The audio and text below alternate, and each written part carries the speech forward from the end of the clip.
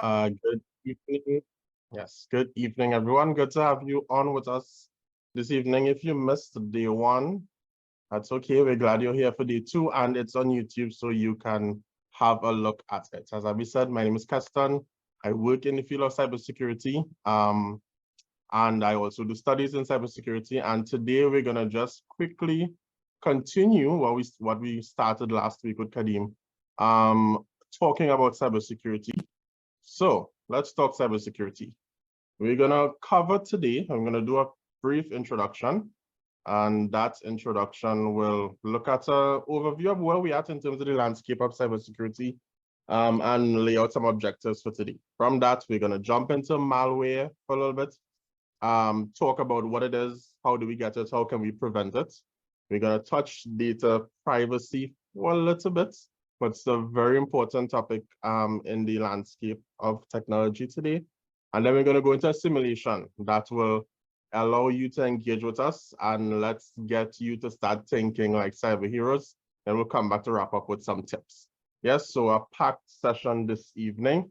Of course, we're going to start off looking at some statistics, right? So if you were born in 1990, and you are here today, then the internet for you would have been a very different thing from what it is today. Yes, looking at this survey that was done at the end of January, as in literally last month, today we have just about 5.16 billion people using the internet, right? And if so many people are using the internet in so many different ways, then of course the question comes in, okay, how do we all remain safe?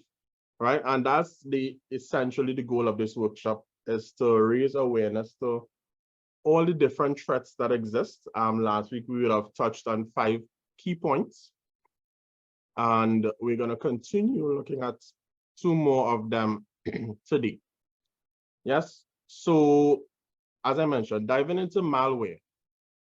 Before we get into it, let me just launch a poll to get some feedback from you. If I can ask Abby or one of the other facilitators just to launch a poll for me, just to get a feedback from you in terms of, before we start talking about malware, have you ever been exposed to malware? Have you ever gotten malware on your phone, on your device, on your laptop, at work, at school? Just gauge what your experience with malware is. Lovely. Okay, good. Good. Thank you for your feedback. So let's dive into it. So malware, which is a term I'm sure you would have heard before, short for malicious software, of course, deals with any category of software that was created with some not so good intentions behind it. So it refers to any software developed by cyber criminal, or what we might call hackers, to steal your data, to damage your computers, to destroy computer systems, and the likes. And of course, there are many common types of malware. So you may have heard these terms before: viruses, worms, Trojan horses, spyware, adware, ransomware. Yeah, so recent attacks within the Caribbean region, within Trinidad and Tobago, I'm sure we would have heard of Massey, the attack that they would have suffered, as a very recent example of malware disrupting services, disrupting systems. And of course, the majority of threats that are online are some sort of malware. So it's important for us to understand how they operate, the intention behind them, and how to safeguard against them. So we're going to look at 5 intentions of malware. This intention is never, ever anything good.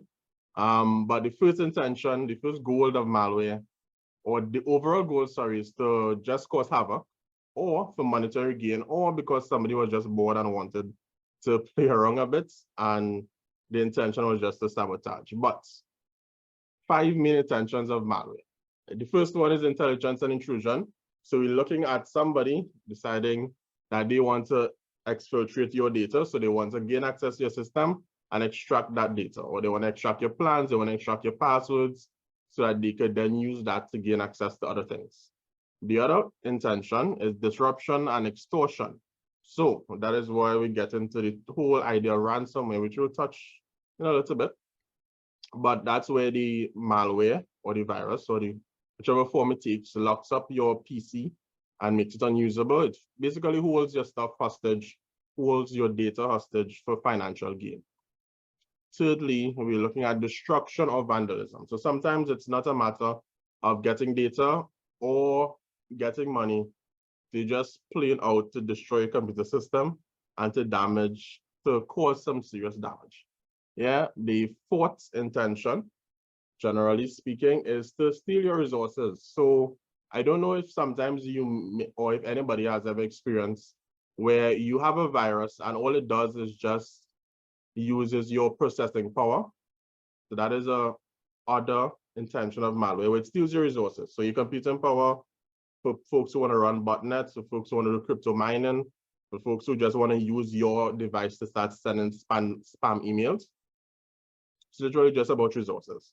And of course, the last one on the list here is monetary gain. So selling your intellectual property. In most cases, this would target for organizations.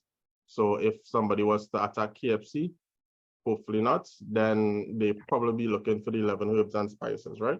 If they happen to have that stored on their network, and of course, they will sell that information on the dark web to the highest bidder. So, like you mentioned, not so good intentions.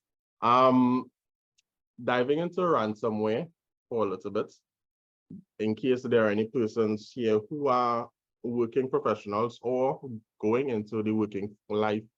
Ransomware is something that will target organizations more than an individual per se.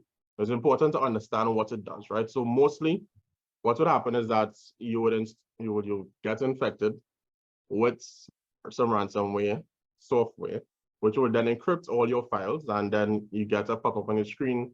Something similar to this, your files have been encrypted, you have X amount of hours to pay, whether it's in Bitcoin or whether it's a wire transfer, or whatever instructions that they want to set up for you. And sometimes some malware is so sneaky that they're able to, it infects your device, your work computer, but then it finds its way on the network and infects everybody's device. All the systems connected, all your servers, all the cloud storage, even the backups can become encrypted, right? And then they hold you ransom for it. So it's important to understand backing up, and we'll treat to that when we start talking about tips. But backing up your device, and not just backing it up online, but if you work in, find out from your organization, from your policy, your organization, so what their policy is as it relates to backing up. So ask them just to make sure they're doing what they should be doing, to make sure those backups are stored offline and stored securely.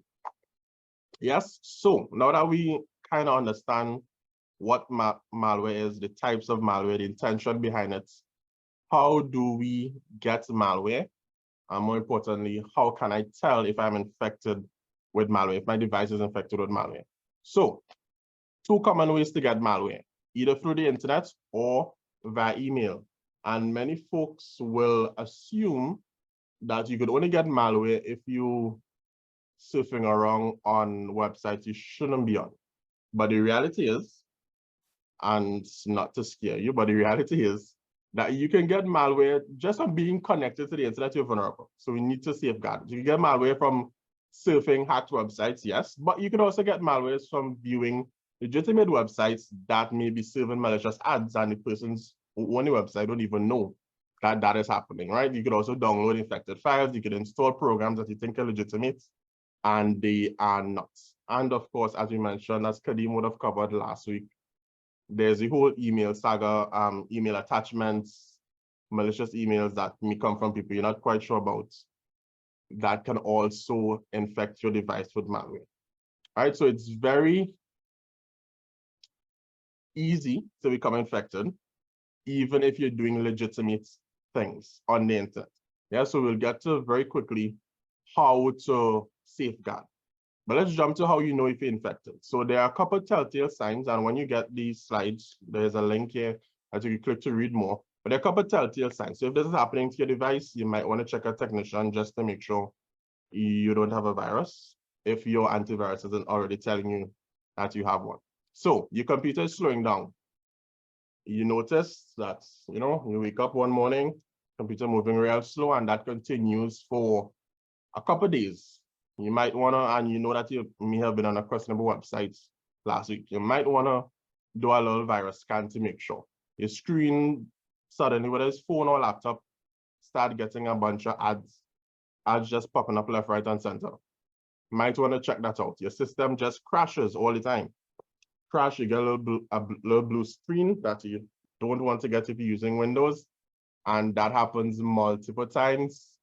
You might want to check that out. If you start noticing that there's a lot of loss of storage space, you had 500 gigs available, you know that you only use 100, and then you check your storage space and realize that another 200 just mysteriously being used by something, and you don't know what's taking up that space. Might want to check it out. Yes, and there are a whole host of other unusual behaviors that can start happening for you to understand or have an idea that malware is in some part of your device and you want to get it checked out. Yes, how do we then protect against malware? The two best ways, honestly, to protect yourself against malware, the first thing, have an antivirus. Even on your phone, it might seem like, why do I need an antivirus on my phone? But the truth is that the majority of us, especially younger folks, primarily use your phone more than your laptop, right? Everything is from Netflix on your phone to surfing the internet on your phone to chatting and communicating primarily on your phone first. So it's very important to have an antivirus on your phone that you install from the Play Store, if you're on Google side, or from the Apple App Store, if you're on the iOS side. But yeah, there are some reputable brands. I'm not endorsing any of them, but they are good. Avast, 40 Clients, Kaspersky, and Symantec, just to name a few. But you could do a quick Google search, find out what's the best antivirus. There are some free good ones. Avast is free and it's good. That can boost the built-in Windows antivirus. If you're on iOS side, yeah. So getting antivirus, first one. Second one is installing your updates. And let me just say one time, if you have antivirus and you're not installing the updates to the antivirus, then you're defeating the purpose of said antivirus, yes? You need to install your updates, whether it's for other applications and as well as the antivirus. Updates are important. From a software point of view, that's where all the security patches are pushed. That's where all the bugs are fixed. That is where everything is updated to keep you secure. So if you have an application, if you have a laptop and you're not installing the Windows updates, if you have, I'm talking about the security updates here on Windows. If you have a phone and your apps are getting updated and you refuse to install them because you're running out of space, that is not a practice that you might want to continue doing. Yes, install your updates. Enable your firewall, enable automatic updates if you can. If it is that you want to check and see what changes are happening first before you run the updates, by all means. But install your updates. All right, so for the half of the persons on the platform who don't really practice installing your updates, keep this in mind. Yes, so that's wrapping up how we focus, or rather our focus on malware, what it is, the intention behind it, which is never good. How can we get it? How can we know that we have it? And then the two major ways that you could protect against it. Yes, so we're gonna dive into now a little bit about Keston, we have a question from Mr. Walters in the chat.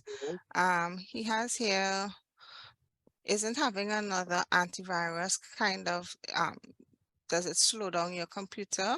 In other words, can it conflict with the system and may interfere with having false positives?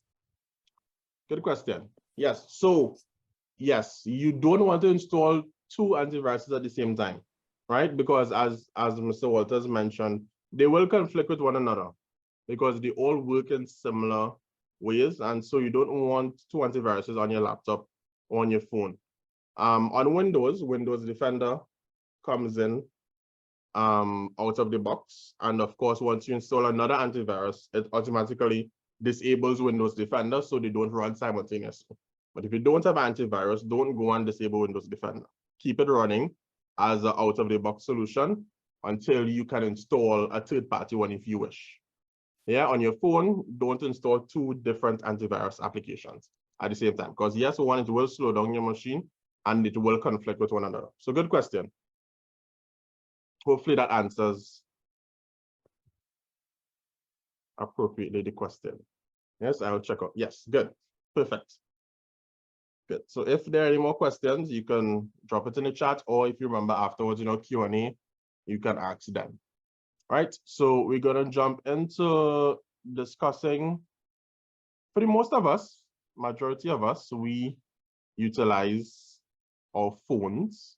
And if you look at some more statistics again, now there are just over 8 billion people in the world, right? It's a shocking amount.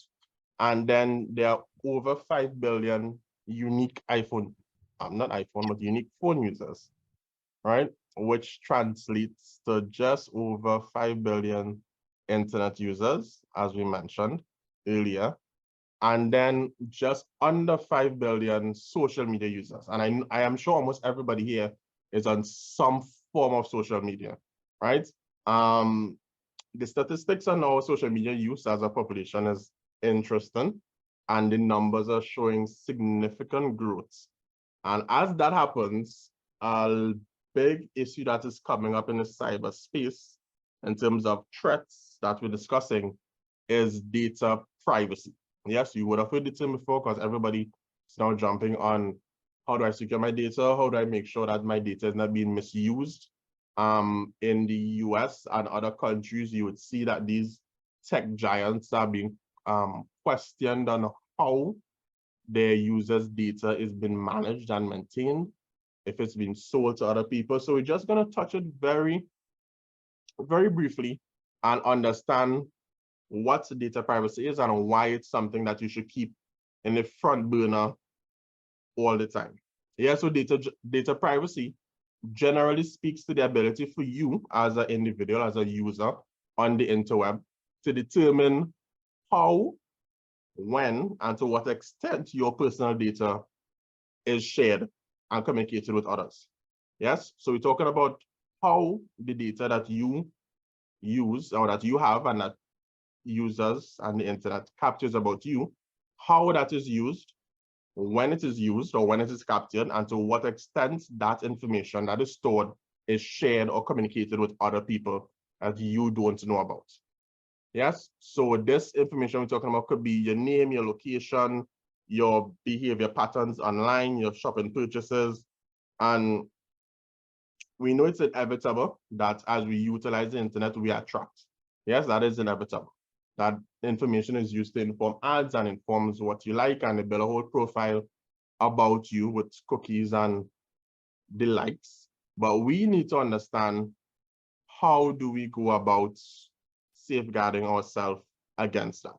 Yes, so there are 5 things that we're going to look at this evening that will help us to determine how safe or how private our data is online. So first thing, we want to avoid oversharing on social media. So, and this not only impacts your data privacy, but it also impacts your physical privacy as well, so your physical safety.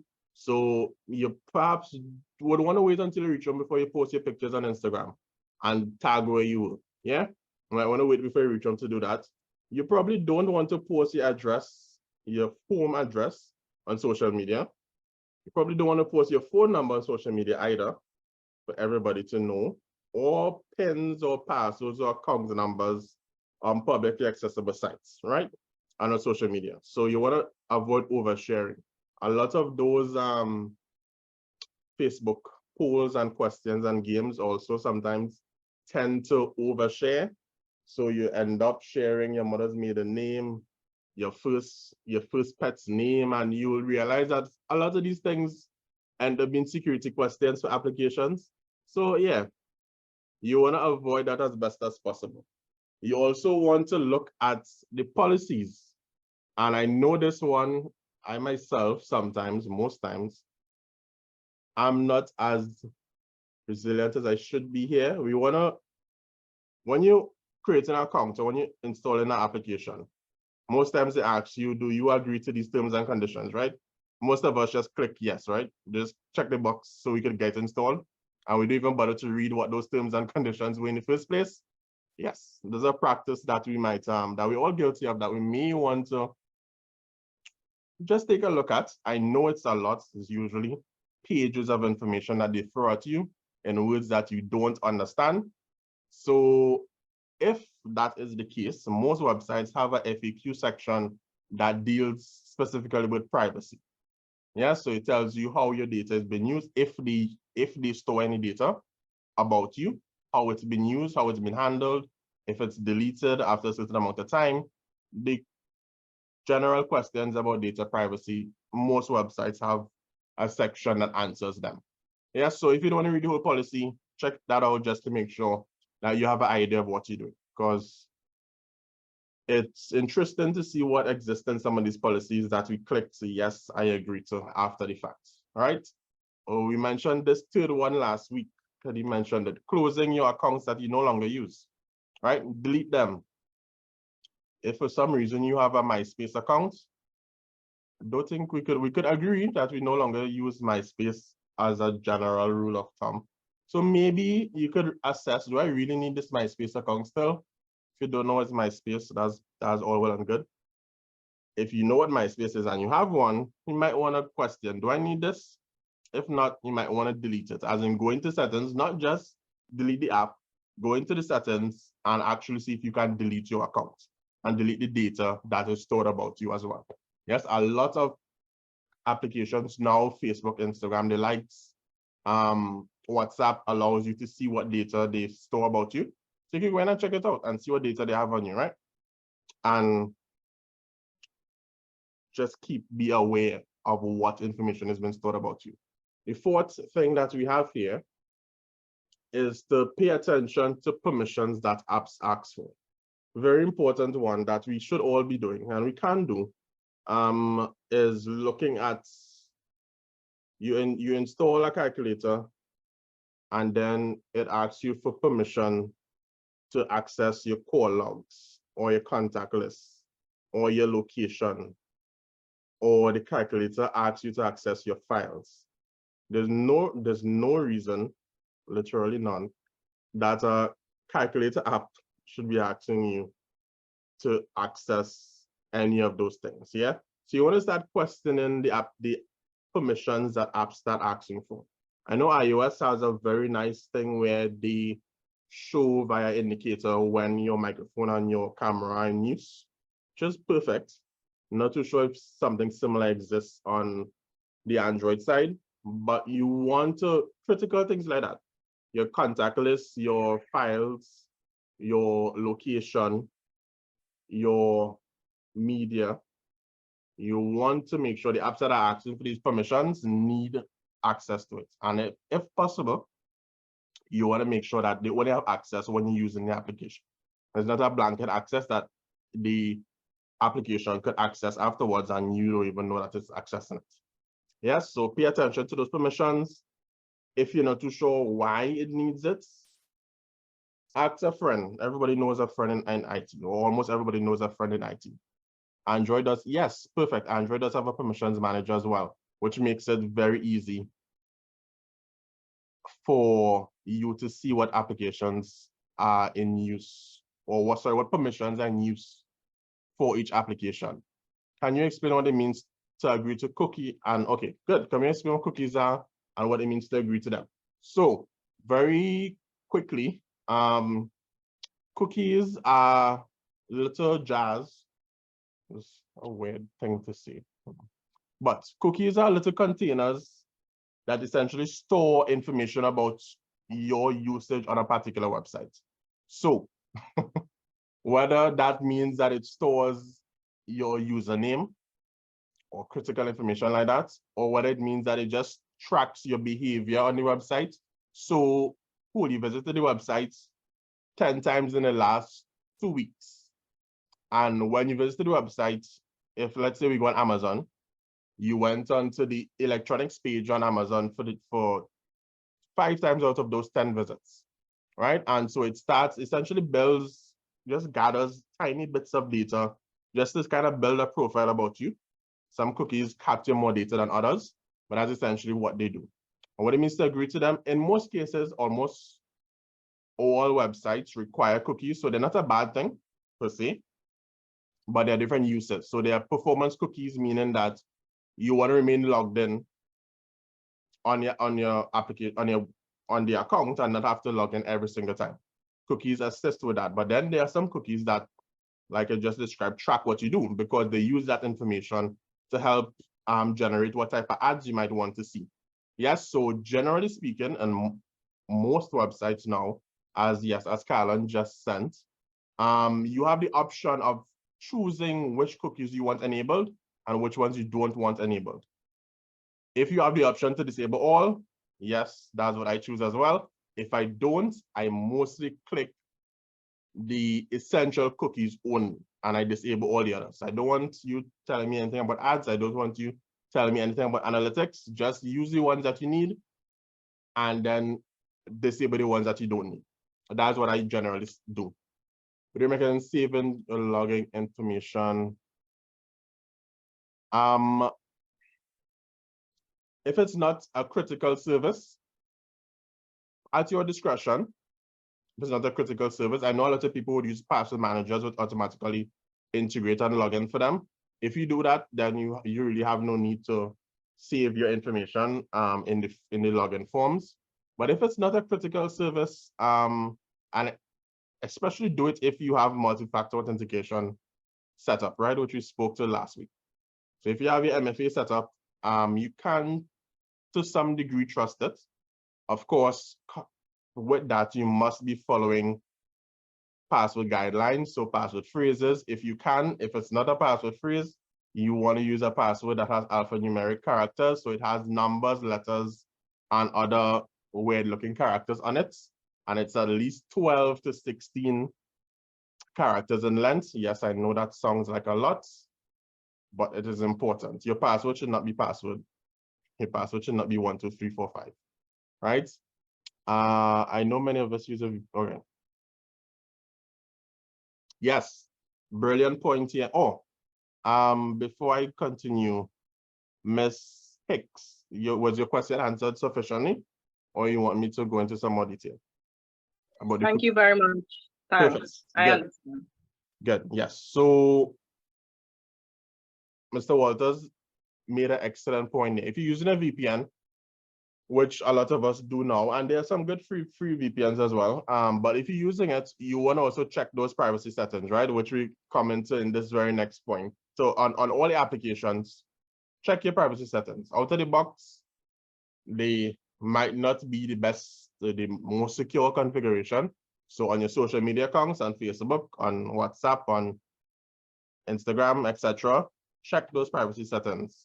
On applications that you use on Windows, on your operating system, on your laptop, check your privacy settings, see whether it asks you to collect information that would help them to develop whatever.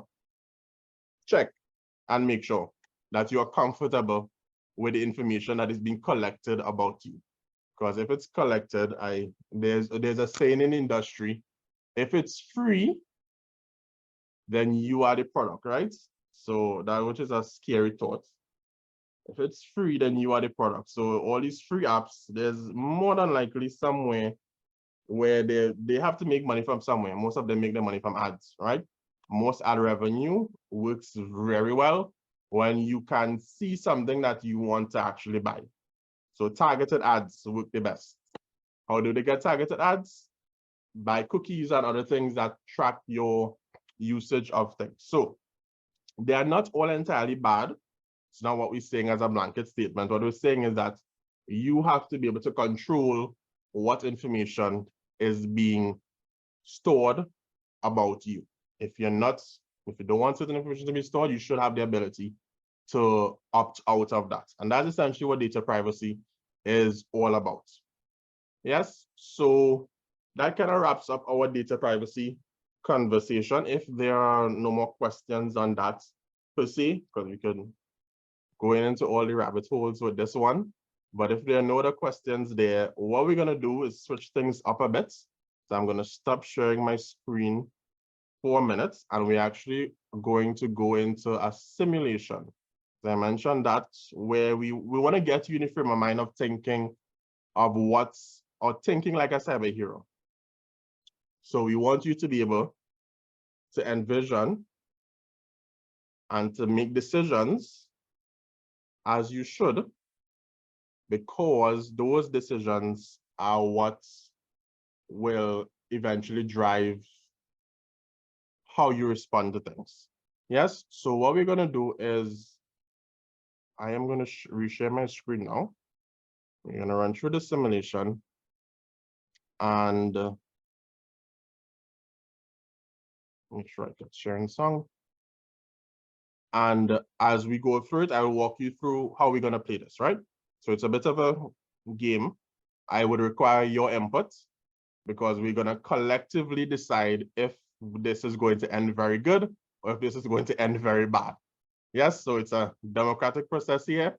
The majority rules. So if the majority wants us to end this very good, perfect. If they want us to end this very bad, then we will all learn and rethink some of the options that we chose.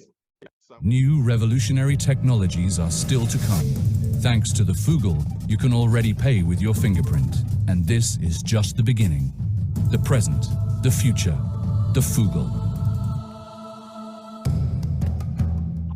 Okay, that would be all. Thank you for watching, and I hope you enjoyed that.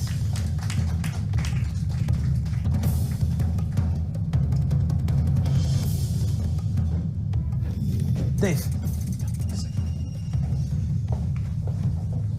Dave, listen, I know the new service is very important to the future for Fugal, but I'm a little concerned that we should spend more time addressing the security issues. What do you mean by security issues? Are there any? Not yet, at least none that we know about. The thing is, I'm not 100% convinced that the application is completely secure. We are revolutionizing the mobile payments market. I'm sure we'll run into some small problems, but you and I together can surely handle it, right? Let's play. The success of this project is in your hands. Every choice you make will have an outcome on the success and the security of Fugal Incorporated. What should we do? All right, good. So, introduction.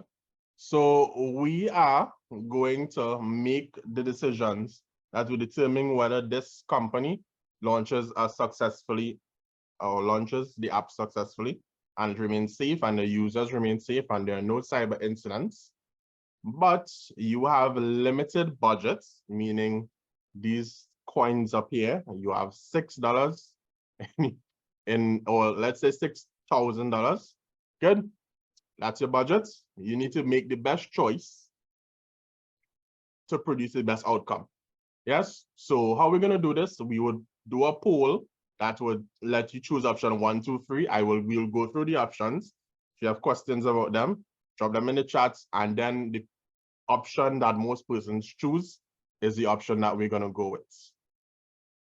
Right. So let me just make sure I can see the chat. Right. So good. So we're going with, so we have 3 options, right? First option, given the information we just found out, the app is about to launch, the security manager is a little concerned about the security of the application. Put yourself in the shoes here. Are we going to outsource to a third-party person like me to figure out if there are any security issues? Are we going to postpone the launch of the application and work on it internally? Or are we going to schedule and address the vulnerabilities with updates? So we're just going to push it out and say, all right, so we go cross that bridge when we reach there, essentially. Which option we're going with? I would ask for one of the facilitators to just launch the poll and let me know what options the most people want with, because I can't see the poll right now. So pick one. I'm going to give you 30 seconds to think about it. So you can launch your poll, 30 seconds to think about it. Pick one. Option 1, you're going to outsource. You're going to get somebody who know what they're doing to check it out. You're going to postpone and work on it internally, or you're going to release and say we can fix that if it broke at the point in the future. Option 1, 2, 3. The option you pick will determine what happens next. Oh, okay. And in these three scenarios, no cost is deducted. So if there's a cost deducted, you'll see the amount show up below the option. So for these three options, there's no cost. So there's no cost to you right now if you pick either of these three. So that's a good question. So considering that you're going to keep all the money you have, pick one of these three options, but pick which one you think is best. So which option we going with? 1, 2, or 3? What was the consensus? We going with option 2. We're going to option 2. No problem. We're going to postpone the app and work on it internally. Good. So we're going to continue that and let's see what happens next. Well, we can't afford any mistakes. So I think we should revisit the release schedule until we can work through this internally. I'll have to get approval from the CEO, but it's what we should do. Sure, okay. Just keep me in the loop.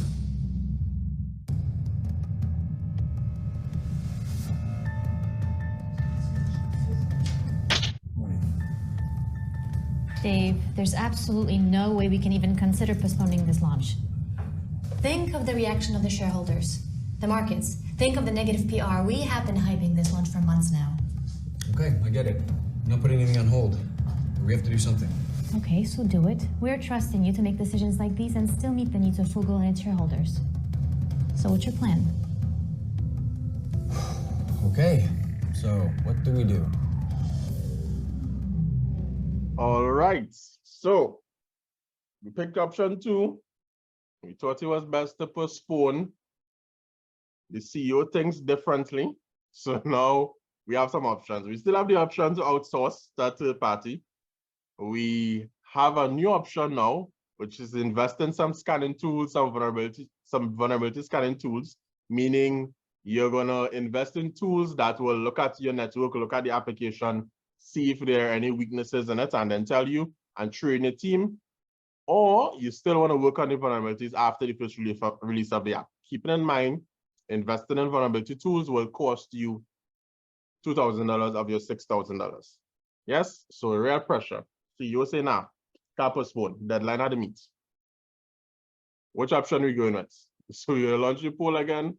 Let's see. But how much would the outsourcing cost? Outsource, So option 1 and option 3 still cost you nothing.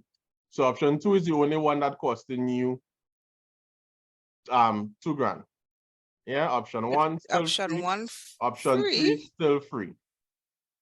Option 2 is the only one that's going to cost you, but you have to weigh the cost of, well, if they really want to push forward this app, which one, you have to balance the scales, right? So which one, if you know they really want to push forward and meet the deadline, which one of these makes the most sense? Keep in mind that you have limited finances, right?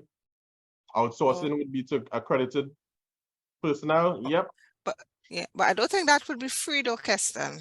Well, yes, in the real world, not free, but within here, yeah. The option in the real world, maybe they have a partnership with a business already, so it might cost them not much, but in the real world, all these options will cost you in the end.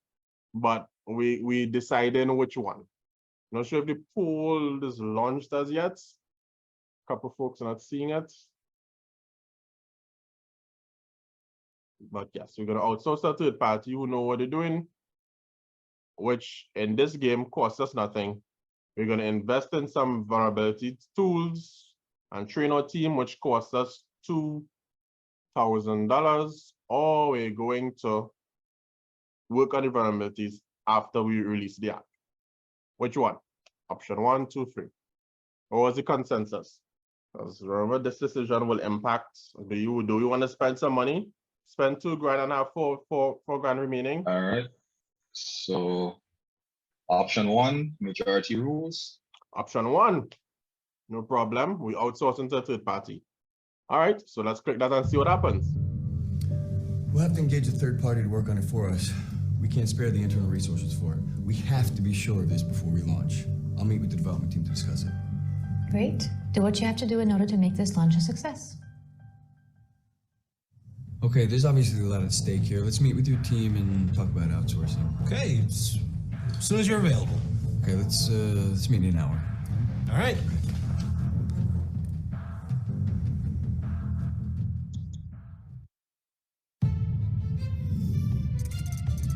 Dave, thanks for giving us your time. Yeah, sure. We were just going over some of the possible options. Okay, so what are our options? Well, if we want to make sure to outsource the job to someone to do the code audit for us, we have to make the right decision. No, of course. What options are on the table? What do you recommend? Well, we have these guys who've worked with us before. They've never done anything this big, just small bits and pieces, things we didn't want to deal with. They should be able to handle this, though. They're not terribly expensive, and the benefit is, you know, they've worked with us before, they know how we work, so there's not much training involved. Okay, that sounds reasonable. Then we have TechSpec, you know, the guys that do the federal online services? Yeah. They definitely know what they're doing. They work with the very best. And they'll be worth every cent that we spend on them. We'll just be spending a lot of cents. Okay, how much exactly? Quite a lot, actually. And finally, this new thing. A bunch of InfoSec researchers, they went freelance and founded this company, IT Freaks. Anyway, they're the most affordable of the bunch, and according to Danny, they should be able to do the job fast and do it relatively well. Okay, now if we know our options.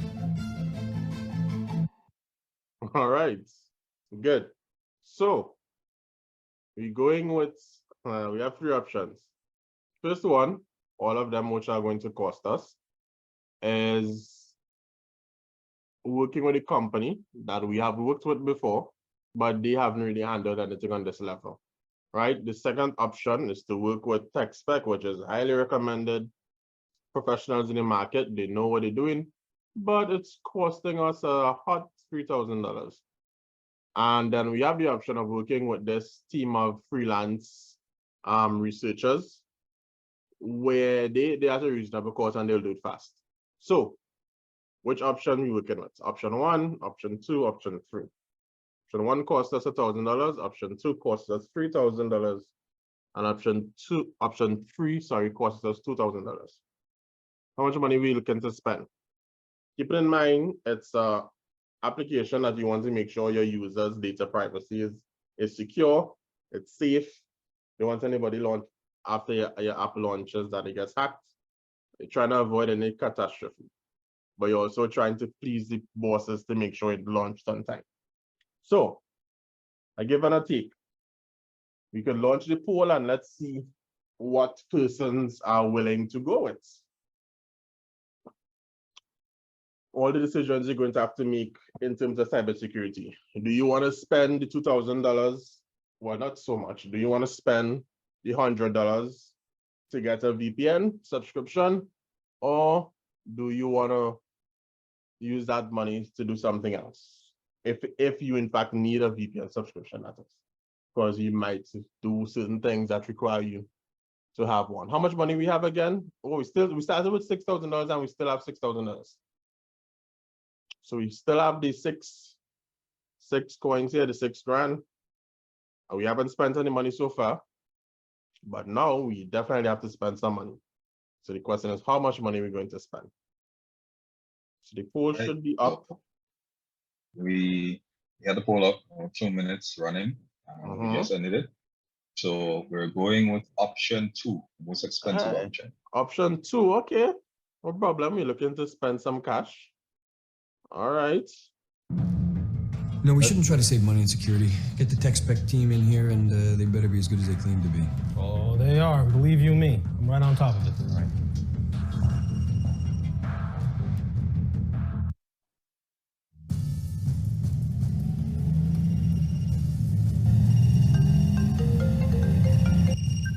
Hey, Randall. Good morning, Dave. I'm afraid we've got a bit of a situation here. What do you mean, situation? The IT team has uncovered evidence that we're under some sort of targeted attack. Whoever's behind this is after credentials using some very credible social engineering. It looks like a number of our employees were sent emails that appeared to come from the help desk telling them to renew their passwords. Damn. All right, how badly were we hit? Well, not that badly at all, actually. Our web gateway detected and blocked the malicious URLs. So we're safe for now. Okay, great. So everything's fine. Man, you almost gave me a heart attack. I said we're safe for now. I think we should look at how third parties access our internal systems. See, if that same email went out to any of them and they were compromised, then so would we. All right, so you guys did great, but you're right. If somebody wants to get in, they're gonna. Where are our weak points? Well, we can try segmenting the network. Okay, but I'm guessing that's not 100% attack proof. Nothing's 100%. I mean, our weak point is still movable data, USB sticks, CDs, that kind of thing. Data has to go from one place to another. Okay, so that's a long-term project. What else do we have? Well, I would suggest extending a two-factor authentication to cover those same contractors. Yeah, I get it. I'm just wondering if we can afford to spend that much money, you know, particularly with the launch and everything. Well, if you don't want to spend any money at all, we can use our internal Active Directory to enforce stricter access policies.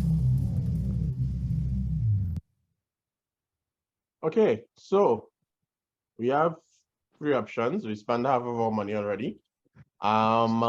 We made a good choice earlier by choosing the tech company that knew what they were doing and they found some issues going on in your application, right? So three options. Segment the network. Segment the network meaning to separate it out so that your access to your resources is restricted.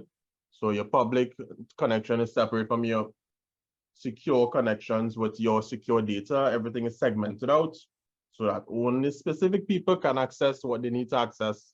And then, you know, you can control your access to information. So do we want to do that? Do we want to control our access to information? Or do we want to perhaps spend a little less money and extend the two-factor authentication that we talked about last week to the third-party persons who use the application? So all the employees have it, but do we want to extend that to the other persons that we interact with to make sure they have it? Or do we just want to use like the internal listing of employees to restrict the access? Which one are we thinking? Option one, spend real money again. Option two, spend a little $2,000, extend the multi-factor. Or option three, spend no money and organize. If the problem is an internal one, internal to the code, yes. Internal to the team, not necessarily. Right, so the poll should be up. We have three options. Option one, option two, option three. Which one are you picking? Knowing that we're making some good progress so far. So far, we're keeping things, or we made some good choices. We found some issues. How do we address those issues now? Do we compartmentalize everything? Do we say, okay, everybody getting multi-factor authentication? So even if the account becomes compromised, you still have to be double authenticated to log into the personal account? Or do we just say, well, we ain't really trying to spend no more money. Let's just look at the internal listing and just restrict access to people who need to have it alone. Option one. So, so that being that there, the poll has ended and we are going with option number two. Option number two. We on fire today, boy. All right, nice. Spending some more money. Let's see if you know, if the two-factor authentication works for them, it'll work for us. Let's do it. Okay, consider it done. There's one more thing I wanted to talk to you about. I'm worried about our data security in general. I strongly suggest we start encrypting our intellectual property as well. This could be industrial espionage. Okay, it has to be the right choice. Data security is important, but I don't have an unlimited budget. I need to be sure that our investment is addressing the real risk. All right, so we made the choice to extend the two-factor authentication, which would solve our problem, but now we have to consider, do we want to do anything else? So do we want to ensure that we are fully compliant with all the regulatory requirements, meaning that all the rules that govern, for example, credit card information and how it's stored, all those policies that are in place by governing organizations that you could get fined for if you don't adhere to? Do we want to make sure that we're fully compliant with those requirements? Or do we want to, well, I suppose at this point we can't encrypt our intellectual property because we only have $1,000 left. All right, so we're going to forego the poll at this point because we don't have unlimited budget, as they said, and we only have option one to pick. All right, so let's see if our previous choices paid off for us or what's going to happen next. All right, so we're going forward to option one. Yes. Just as a quick thing there. So I would have launched a poll considering we still have we still have it available. So I'm ending the poll right now. The majority said we will have gone with option 1. Okay, perfect. Good. Good. So we're gonna go with option 1. We ain't got we ain't got much more money. So let's see if that keeps us secure. We need to comply with this card's requirements, right? Yes. Then make sure we comply, okay? Sure thing, Dave. I hate to bring it up considering the budget and all. What else? Well, I think we should invest in some breach detection technology. Remember that deep discovery POC we did last year? It's a new approach to security, and with this targeted attack is a new challenge. Failing that, we can have a look at our existing technology, see what else is out there. A technology refresh? Exactly. Get some RFIs out there, make sure we have the best of breed firewalls, anti-malware, intrusion prevention, the whole 9 yards. All right. So 3 options. We ain't got no more money, but invest in breach detection technology, similar to the vulnerability. I just explained through the options. Similar to the vulnerability tools from a couple options before. Breach detection tells you whether you have been hacked and whether somebody is exfiltrating data from your system. Yeah, so have you been compromised? That's what that would tell you. Option 2, carry out an audit of existing security technology. See what exists there that is good options, technologies for you to adapt and implement in your existing setup. And 3, do we just trust the security manager to be responsible for the controls and monitoring with the current tools? Yeah, so we're gonna go ahead with option 3, yes? Option 1 and 2 are grayed out either way because you don't have the money for it. Yeah, so we're just gonna go ahead with option 3 in this round. And let's again hope that our previous choices paid off. Sorry, but we can't spend another cent. You're gonna have to work with what you already have. I trust you and I trust your team. Sure thing, not a problem. I gotta get going and make sure everything's running smoothly. All right, thanks.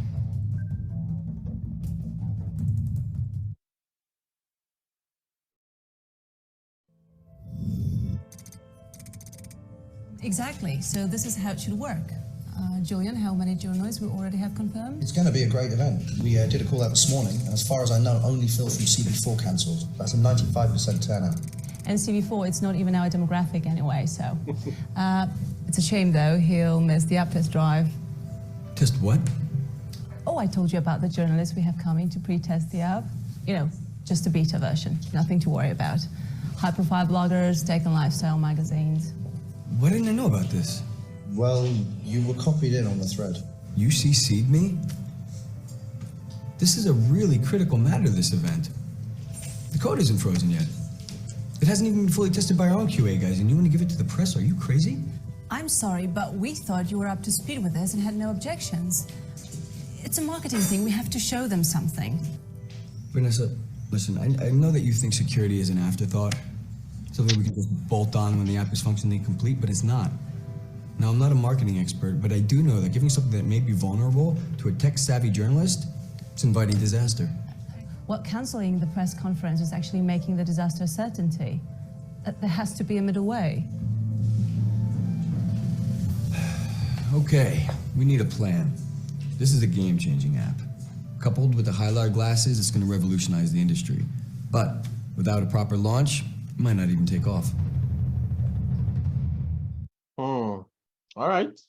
So 2 things. If you're working in IT and you're on this session, please read the email, some PR, especially.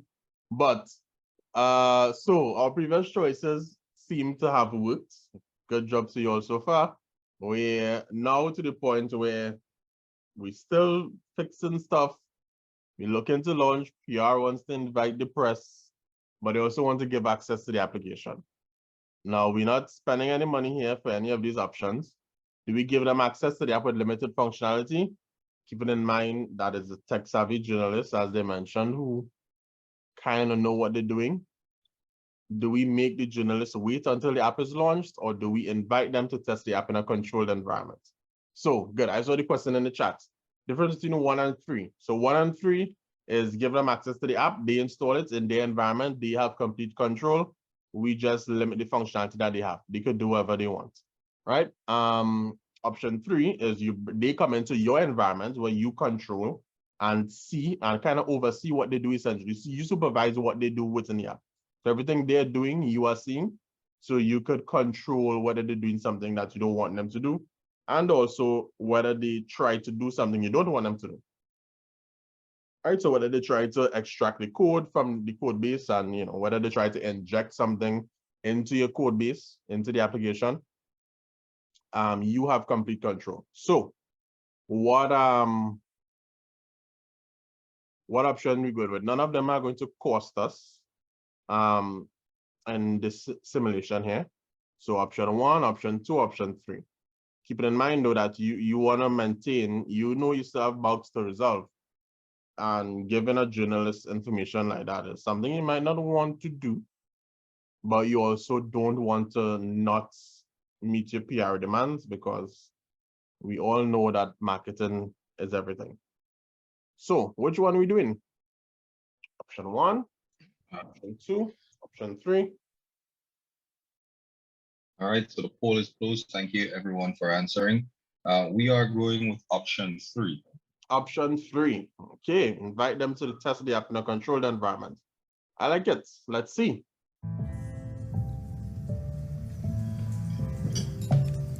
All right. We can invite them in to pre-test it. I knew you could be reasoned with. But only on the devices we provide and on our premises. It'll do fine. Can you arrange it for the next week? No problem. Great.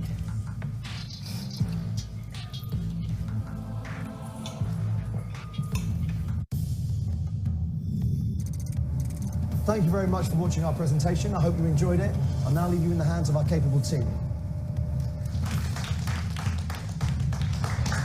It's really great that we let them come here. We're going to get some great coverage out of this. They love it. Yeah, it's really Vanessa's call, but I'm just not sure if it was the right thing to do. No worries. We rock. Hello? Ah, hello, Mary. How are you? Hi. How did you enjoy the event? Thanks very much for coming. Thank you. Mr. Stevens, this is Mary, Mary Collins. SkyTech Magazine. Pleased to meet you. The app looks really great. Can I get one of your devices for real-world testing? Dave? It's really nice to meet you, but I'm sorry, it's just not possible. Why not? You want me to write a review, don't you? Well, a proper review means that I test it outside your controlled environment. Does the app actually only work inside your canteen? Of course not. So can I take it outside? So what do you think?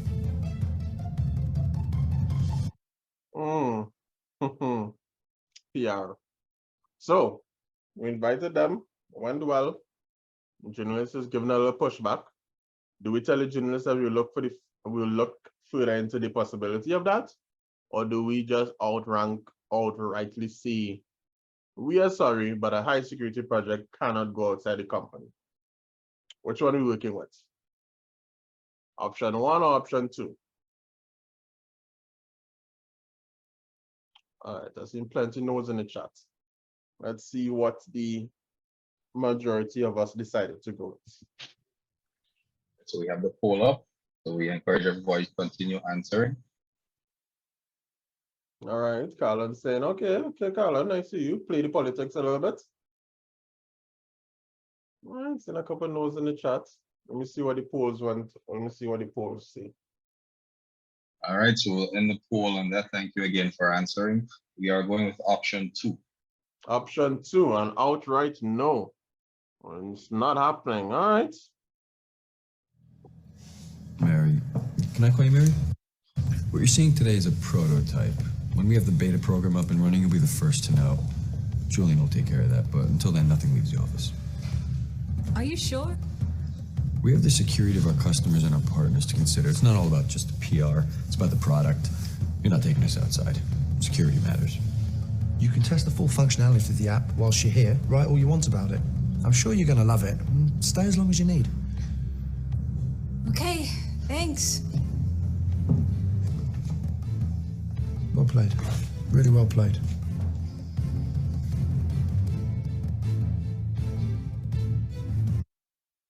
Am I doing That's right. bought yourself a coffee.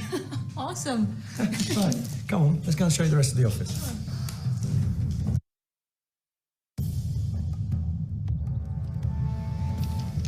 You know, I just caught the edge of that thing right there, yeah? Yeah. Okay. Gotta go check the phone calls, boys. Be right back.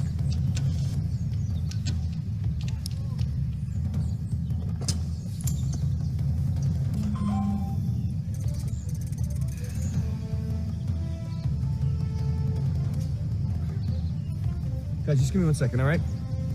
Hello? Hi. Great to hear from you. Finally. Yeah, I was in a meeting. What's happening? We're facing a small crisis. We're working on it, and so far I'm pretty sure it's all just a bluff. Yeah, this blog's claiming to have access to our network, to our crown jewels. It needs thorough investigation. What's your comms plan? Of course. Well, from a marketing standpoint, at this moment, we can either prepare a reactive statement or... Or say nothing, right? Exactly. No comment until we know what's going on, which is basically never a good idea. All right, well, listen, we can't leave it without a comment because the rumor mill would eat us alive. Absolutely. We need to get a reactive statement together saying that we treat seriously every claim of this nature and that we are currently carrying out internal investigation to see if there's any substance to it. But I'll need some solid facts from you.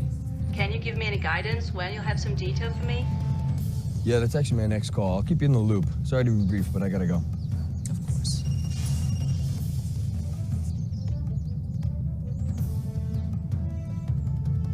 Tell me, what's going on? Did somebody actually steal our data? No, there's no chance that happened. All our bases are covered. That stuff on Pastebin definitely didn't come from us, and there's been no sign of improper access. What if someone internal just spoke to the press? Even if anybody did, it definitely wasn't any of my team. Well, I never said that. No, I'm just saying. I mean, we could run a quick data movement check. It won't take long and it should give us some useful information. Sounds reasonable, but will the quick scan be enough? Well, we can try an external forensics team. It's an unwelcome and unexpected expense. Yeah, I know. I mean, if we do that, we're definitely going to have to reschedule the app launch. But wouldn't it be better to be safe than sorry? I just can't believe we've been put in this position through hearsay. Damn.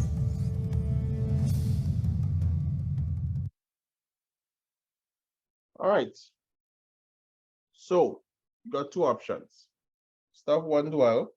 Now, we're getting these rumors that somebody potentially has access to our code. But of course, our very last check, you all went to the option of not letting anybody from the press have access to the code. So keep that in mind when you're picking whether we go with the change the schedule, don't change the schedule, sorry, but run a data movement check or engage an external forensic investigation. A forensic team to do an investigation. Now, none of these are costing us any funds right now. Of course, in the real world, they both probably will. But which option do we feel more comfortable with? Option 1 or option 2? Keep in mind all of our previous choices to ensure our security. All right, somebody's saying we prepared and well planned, and we planned well. He thinks. Option 1, option 2. Let's see what folks are thinking. All right, thank you everyone for participating. We have the results of the poll here right now, and we are going with option 1. Option 1, all right. All right. Option 1, let's see what that does for us. Not changing our schedule. Listen, we can't touch the deadlines. Just do the data movement check. It should be more than enough. I'll be there shortly. Sure thing. See you in the office. All right.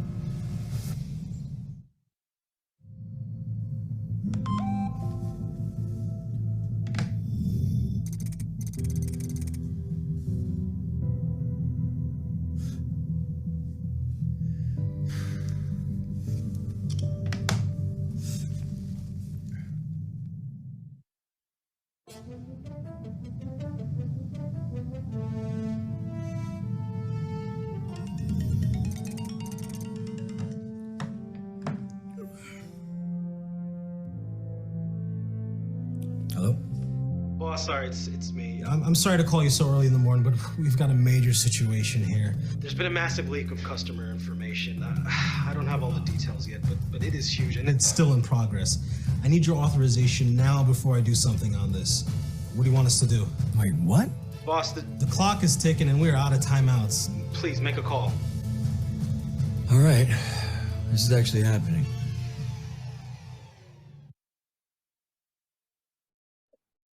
All right, so some way, somehow, there was a security breach. So, do we shut down our servers? Can't afford any more data to leak out to the company. Do we pull the network cables and call the police? It's probably just another bluff. Don't worry about it. Which one of these options we going with? Somebody's asking a very interesting question. We haven't even launched yet, right? So at this point, based on what we saw, this was supposed to be launch day or kickoff day. So do we shut down the servers? The difference between 1 and 2? I suppose 2 is a complete freeze out, like everything is offline, pull all the plugs, whereas 2 is just to shut down the specific servers of that dealing with the data or that have been supposedly targeting, so that no more data is leaked. But like you've been saying, we ain't launched yet. But option 1, 2, 3, which one is it? Did we actually launch? Is there data to be leaked out? We're just gonna call the bluff.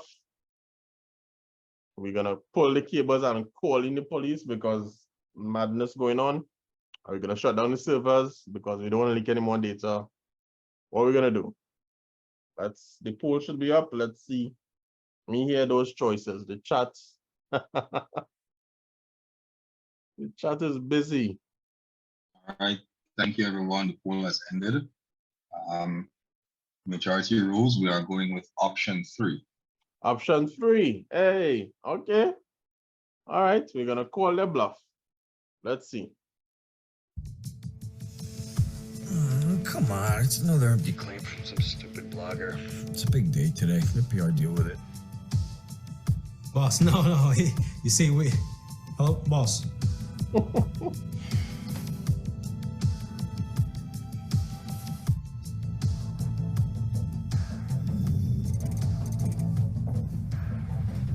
Mr. Stevens. Yes? We need to talk. The high-tech crime unit has uncovered evidence of a major breach at Fugaling.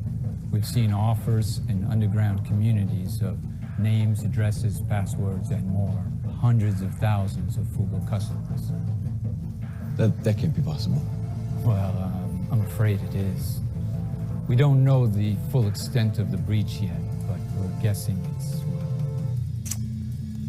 it might be unimaginable. I have to, would you speak with me for a second?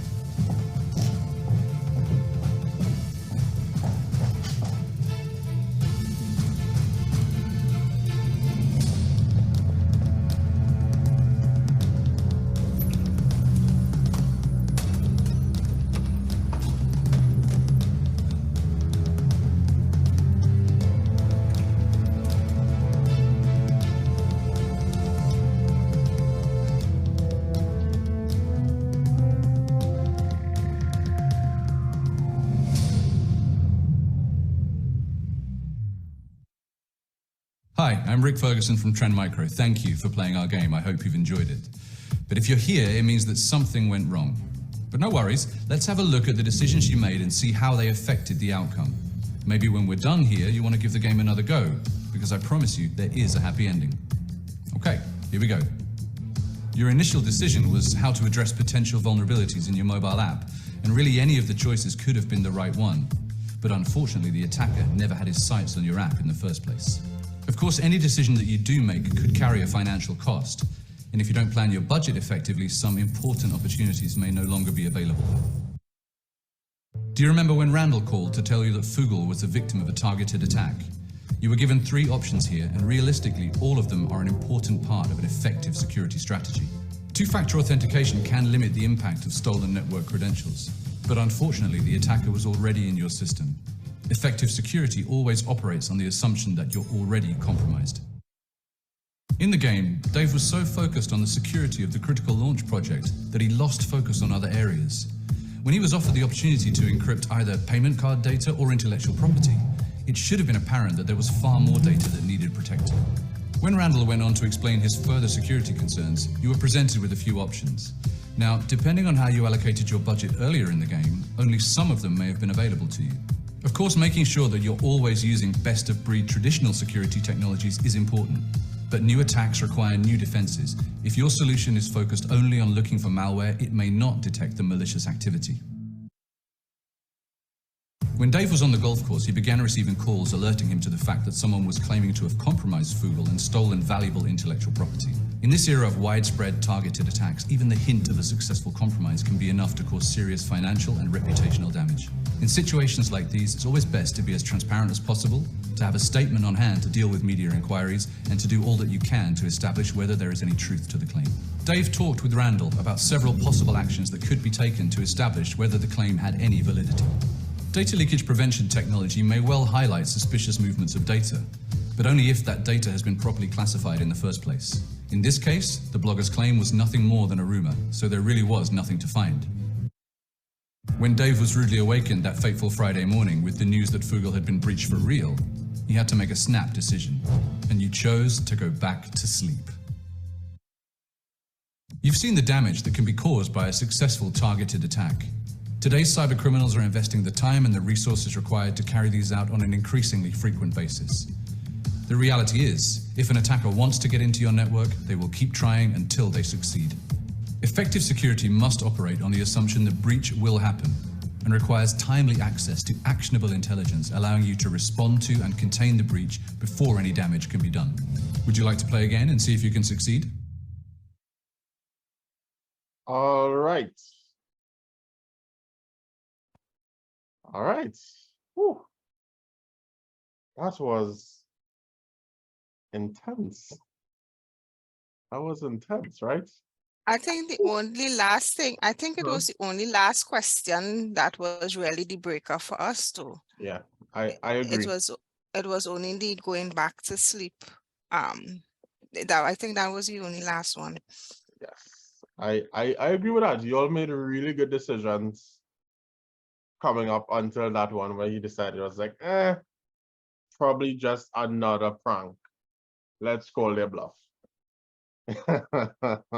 Nah, but I find Keston was saying things like, oh, you didn't launch yet, and heck. It's always the role of the hacker to misguide. Exactly. Yes, Keston was saying, Keston was like, oh yeah, you didn't launch yet. Lulling us into a false sense of security. Misdirections right through, as Kadim would have pointed out last week. All right, so we have, I am noting the time, but I'm just gonna run through very, very quickly. Let me just reshare my screen.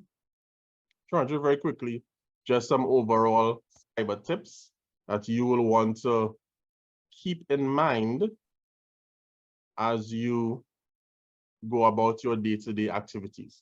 Yes, so I'm just gonna resume the slideshow and continue very quickly. Good. So we played that game already. Good. So this would be a recap of tips from day one and also what we covered earlier today. Yeah, so you want to stick to HTTPS. You don't want to use websites that are not secure, that doesn't have SSL certificate, especially if you're logging in and doing any kind of payments or any kind of user authentication or anything like that, right? Just make sure there's that little shield badge if you're on your phone or on your laptop in your browser. Nice little shield that tells you this site is HTTPS secured, and it has an additional level of encryption that would ensure your data isn't lost. Yes, you want to check for what you're setting up for. Make sure what you're setting up for is what you agree to. You want to turn off services when you're not using them. Your Bluetooth, your Wi-Fi that you just have one and you're not using it. please turn off your Bluetooth when you're not using it. It's no need for it to be on. Until there's a run on your battery, it leaves you open to a numerous amount of attacks. Yes, beware of public Wi-Fi. This is a critical one. Talk about all the time. It's very easy for myself and others to go rogue. And let me just move this. Yes, good. It's very easy for others to mimic public Wi-Fi that exist, right? So if we use Starbucks as a free Wi-Fi, for example, it's very easy for me to get a device that can mimic your Starbucks Wi-Fi, or the Starbucks Wi-Fi that you're seeing. So you go in Starbucks and you accustomed going to Starbucks, you're accustomed connect to the Wi-Fi, and the phone automatically connects. But because I went in Starbucks because I was a little bored and I wanted to have some fun, so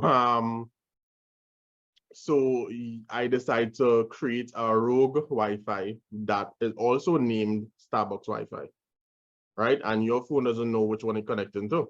And in fact, my rogue device might take the legitimate Starbucks Wi-Fi offline. And so now you're only connecting to my device and it's unsecure. And then you go and doing things that you shouldn't be doing on public Wi-Fi, like logging into your bank account or browsing the web, and perhaps I start seeing what you're doing. So if you would notice, a lot of the times when you connect to public Wi-Fi, it may give you a little prompt about this connection is can be monitored. Yeah, you don't want to do sensitive things on public Wi-Fi, and as best as possible, you want to refrain from using public Wi-Fi unless you really have to. Yes. How safe is TT Wi-Fi?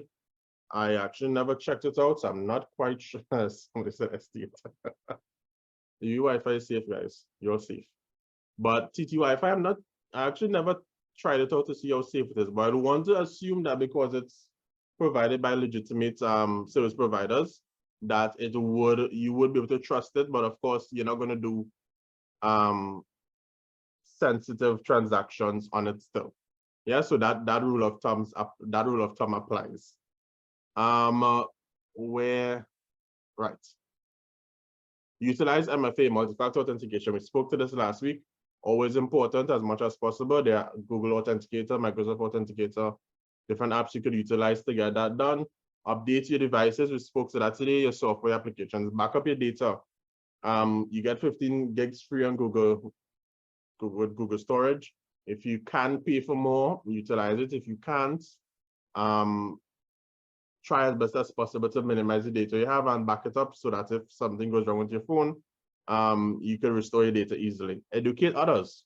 The information you got between last week and this week is not to keep for yourself. Share it. Both videos will be on YouTube afterwards. Share it with your friends, with your family. Ensure that they too are educated and can become cyber heroes. Yes, anti-theft your devices. Please, patterns are not a secure way to protect your phone. Use, if you don't want to use biometrics, if you don't want to use your fingerprint or your face, use a password or a PIN that nobody else is going to know. Yes, but don't use the pattern, because very bored people can easily, based on the smudges on your screen, determine what your pattern is. The same can be said, yes, for fingerprints and, for PINs and passwords, but is less likely that they can do so for that. Yes, so many folks in the field argue that biometrics is probably the safest way. I personally utilize fingerprints, just easier. But if you don't want to go that route, no problem. Just use a PIN and password and maybe just wipe your phone screen ever so often of any smudges. Yes. Good. So that is that slide. Let's move on to some others. Configure privacy settings. We spoke about that today. Avoid oversharing. We spoke about that thing before you click. Mentioned last week, especially with emails. Before you click this link, you don't know who this person is. And you see a little sus link and it's like, should I click that? You see an email from a students on in green text. No professional sends an email in green text. Please don't think it's real. The job offer is not legitimate if the text is in green. Right? If you see those weird looking emails, you can verify the authenticity of it. Reach out to who they claim to be. If it's a job offer from Sagicor, call Sagicor and verify Sagicor hiring, right? Before you go about clicking links and entering the information. You want to save yourself any headache. Avoid common passwords. Password 12345 is not a secure password. Please create strong passwords or use passphrases that you're going to remember. Close your accounts. We talk about it if you're not using them. Secure your Wi-Fi at home. Make sure your Wi-Fi at home has a password on it, because you don't want, and it's very easy to be a hacker. You don't have to be this big mastermind. Huh? There's information on the website, there's information on the web that people can buy software packages that hack people. They don't even need to be tech savvy. If they have the money, they can go and buy it. So anybody could be malicious if they want to be in this day and age. So secure yourself. Report any suspicious activity. Be cautious when you're downloading content. Don't visit the dark web. We talked about that last week. Install apps from trusted sources from the legitimate Play stores. Use your antivirus. Use your firewall. Beware of links and attachments on emails. Avoid storing or sharing personal information unless certain of who it's going towards. Use Apple's Find My Phone, Google's or Android's device location features in case your phone gets lost. It comes in very handy. Observe file sharing permissions or file permissions, when installing apps. Forgot that one. Report any suspicious activities there twice. Cautious when downloading information.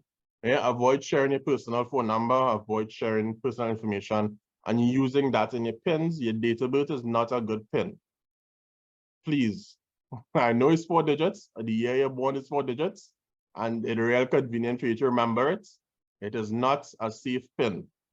Please don't use it. Avoid your date of birth in your email addresses as well, right? Or in your passwords, please. Never leave your devices unattended, whether it's at work or your personal device. You want to make sure it's secured when you walk away from it. Lock your screen when you're walking away. Set timers. Don't have your phone screen on indefinitely. When it times out after 10 minutes max, and 10 minutes is really, really long, but 10 minutes max. Don't try not to go past that. Avoid loading your device if you really don't know who the person is. I'm not saying not to be a good Samaritan, but you have to be cautious, right? You're not going to be a good Samaritan and lend somebody your phone to make a call and then you walk away and have no clue what they're doing on your phone, right? Unless you know it's somebody that you could trust, like really, really, really trust. And even then, just be safe. Avoid connecting unknown storage devices to media to your device. If you find a flash drive, don't plug it into your device. That's not a free flash drive, and no, that wasn't some blessing you're supposed to get. Please leave it, or carry it to somewhere that you could report it lost, and they will deal with it accordingly. Especially if you're in a work environment, you see a random flash drive, do not plug it into your employer's devices. It's a no-no. And if you want to use a VPN, you can do so, especially if you're doing stuff that, you know, might expose you unnecessarily more than the average person, right? So just some tips, nothing exhaustive, but my goodness, look at what people confessing on this chat now, boy. What to do if you get hacked? Second to last slide. If you're in a work environment, if you work, you wanna remove and disconnect that device from the network. If it's your phone or stuff and you have malware, etc., you wanna turn off airplane mode. Works really quick, really well. If you're in work, contact help desk, IT. If it's your personal device, you want to reach out to a technician, somebody who's a professional who can assist you.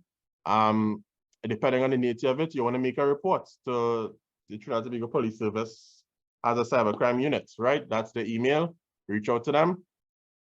And you also, if you're in corporate, you may get some assistance. So if you reach out to Trinidad and Tobago's computer security incident response team. Yes, many countries, for any regional persons we may have on, have CSIRTs, as we call them, incident response teams that are national, that would help guide you in terms of how you address cyber-related attacks.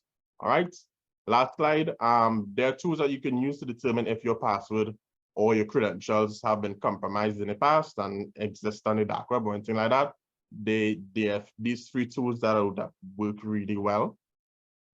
When you get the slides, you can use them accordingly, or you can take a screenshot now and use them. Check in with Google. If you store your credentials, Google has automatically in the settings where it will tell you if you're using a password that has been compromised in the past, or if you're using a popular password that has already been compromised, so you could change it. Have I been pwned is really good. Firefox Monitor is also really good as well. So you can utilize any of these services in your trying to remain cyber safe. Yes, it's very easy to think that, hey, this is not going to happen to me. I saw somebody mention in the chat that I kind of social engineered you all into some of those decisions earlier. It's very easy to think that, hey, I know what I'm doing. I've been doing this for some time. It's always that until the right email comes to the inbox and you're not 100% sure, and the 1% in you that think that, you know, hey, let me just click the link. That's a little piece of your brain that told you, let's click it and see now. Click it and check to see if it's real or not. Is that 1% that will get you into some hot water?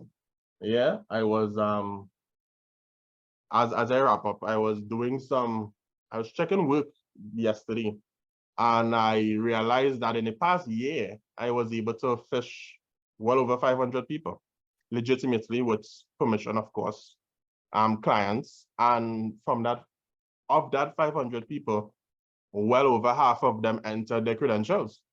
Yeah, so you always think that you are not going to fall victim until you do. Yeah, it is very easy to get socially engineered and to get phished and to get hacked. Easier than you think. So you want to be secure. You want to keep these things in mind that Kadim and I have shared over the last 2 weeks. With that being said, we will now entertain any questions that persons may have.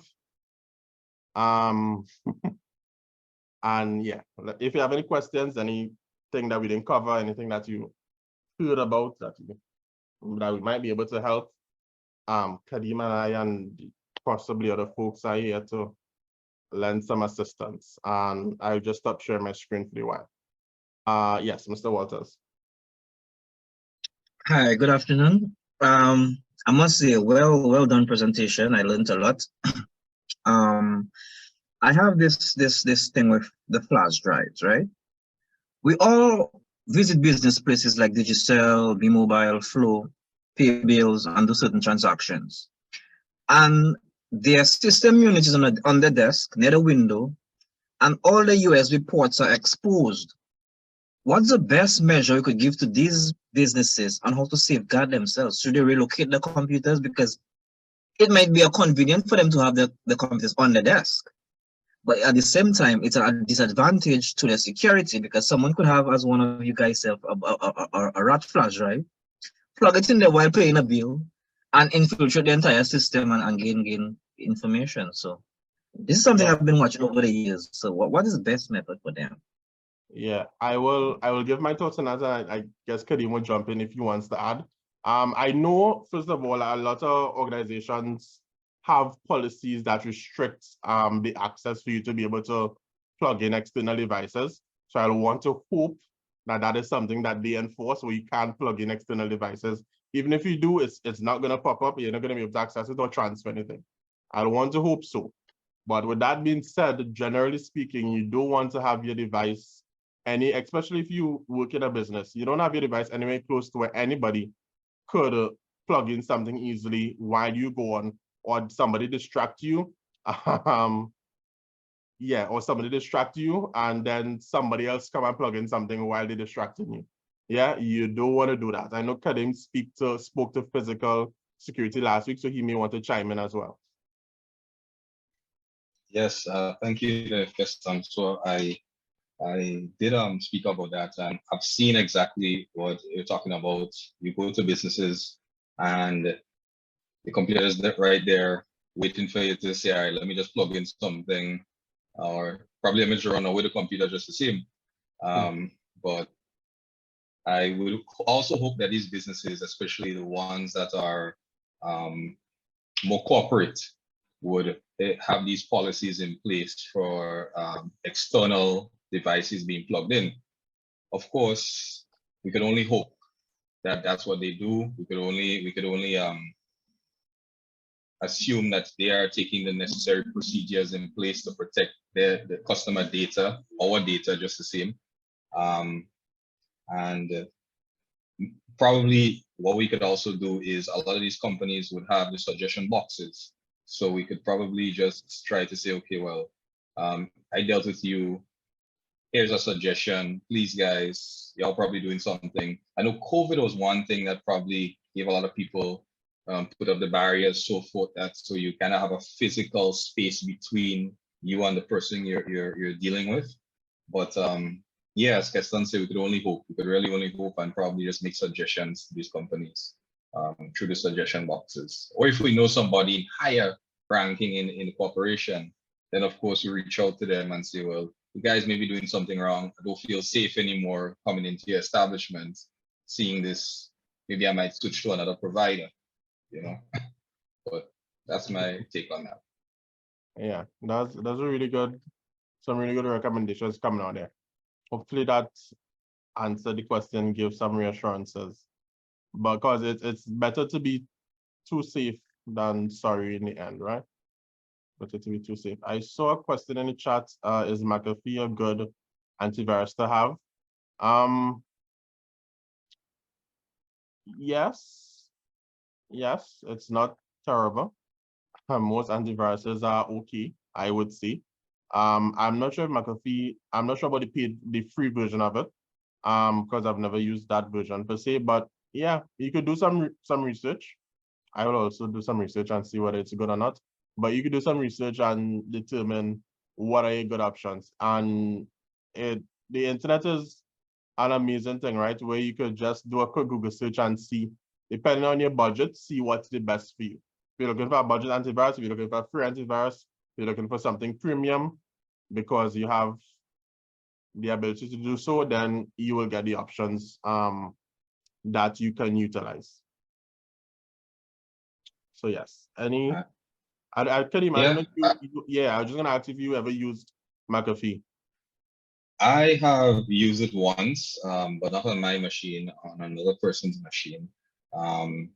One thing I've noticed throughout the past 2 years, at least I could say, is McAfee has been pre-installed in a lot of new devices coming in. Dell laptops, I've seen them, Lenovo laptops, a few HP. I've seen them, just as well you have the pre-installed version of Microsoft 365, the trial version. So based on that, I could probably say it is probably antivirus worth having. Of course, not the free version, but the paid version, which gives you the more features, probably the VPN, website blocking, these sorts of features, etc. You know, some are more strict than others. So when you actually have them, when you install them for a trial period, you could determine if this antivirus suits my needs. Some of us may, you know, we may block something that is not really deemed a threat, but whereas another one may not. So, but overall, I think it's probably a good antivirus explore just the same. So, of course, there's a paid version, not the free. The free versions are limited, so keep that in mind. You're not fully secured, but at the same time, there's no antivirus out there that could 100% protect you. It's up to you as a user to protect yourself, your family, friends, and your data. Definitely. Good. Love that. Any other questions that you might have? You can drop them in the chat, so you can raise your hand. Keston, I don't know if it would be possible just to, we spoke about tweaking your privacy settings. It's for people who may not know where to go. I don't know if you want to look at maybe the browser or something, just to kind of show people what privacy settings look like. So we talked about it, but maybe just to give us a sample. I don't know if that's possible at this point. Let me see if that might be possible. I'm just gonna pull up. So I'm just gonna pull up an example of privacy settings, some in a browser, right? So, and of course, most applications would have something very similar. So this is in Microsoft Edge. Yeah, this is in Microsoft Edge. Of course, to get that, you would have had to go into settings here. And once you're in settings, you come to privacy, search, and services. Most of them have something similar.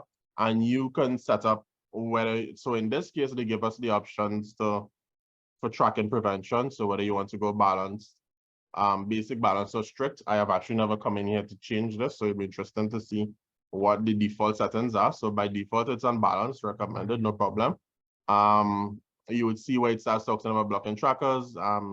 That's dealing with blocks on unknown harmful trackers, right? Perfect. We may want to go to strict, which blocks the majority of all trackers, right? And talks about ads. You scroll down some more, it talks about clearing your browsing data. We come into priority cookies and stuff. Send do not track me requests, which you may want to turn on, right? Allow sites to check if payment methods, if you have payment methods saved. I would turn that off if I were you, right? Diagnostic data is what I was talking about, where they may ask you to help send data on crash reports and stuff like that. It's up to you. I think they're off by default. Great. Allow Microsoft to use browsing activity history and that kind of stuff. So that kind of stuff you want to turn off. And you just go down the list and start seeing what it is.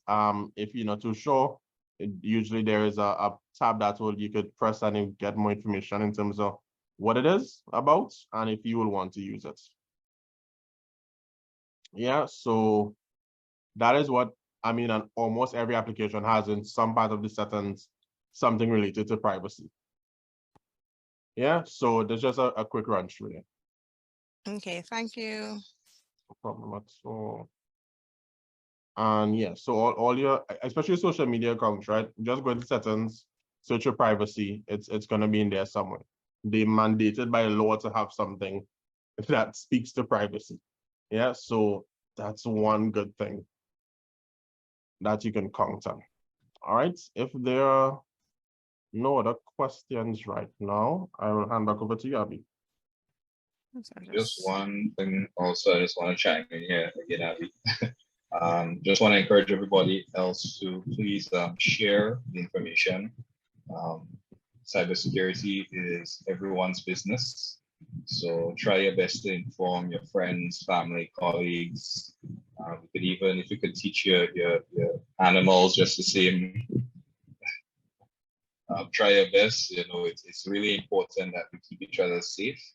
So please share the information and get it out there. You know, let's be the cyber heroes that we intend to be.